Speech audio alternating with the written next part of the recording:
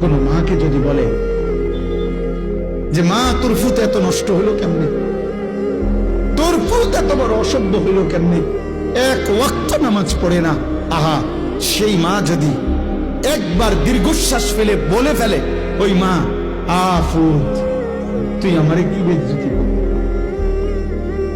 বলেন, এটা যদি কোনো মা বলে ফেলে তো এই অভিশাপ আল্লাহর আরশ পর্যন্ত পৌঁছতে কতক্ষণ লাগবে?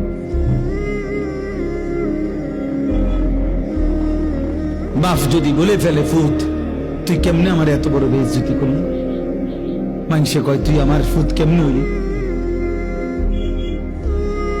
বলো বাবা, একটা ছেলে বলো যাদের চেইলে চুল এই কাটিংওয়ালা, সামনে কা বামে তোমরা যে ডিজাইনেবল, তো মুশরিকের চুল বাবা।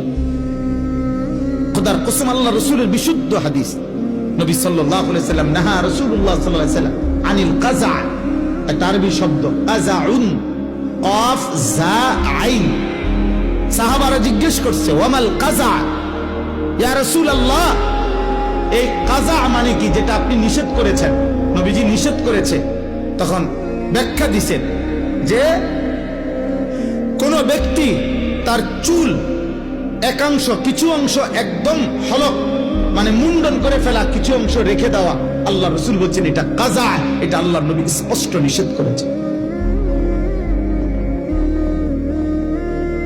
আন ইয়াহলিকা বা'দাহু ওয়া ইয়াতরুকা বা'দাহু, কিছু অংশ হলক, কিছু অংশ কি রেখে। তাহলে এটা কি হুজুর এই চুল না?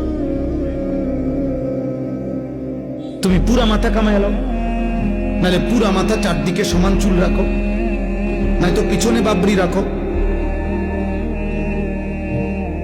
কিন্তু তোমরা এটা কি রাখছো বাবা?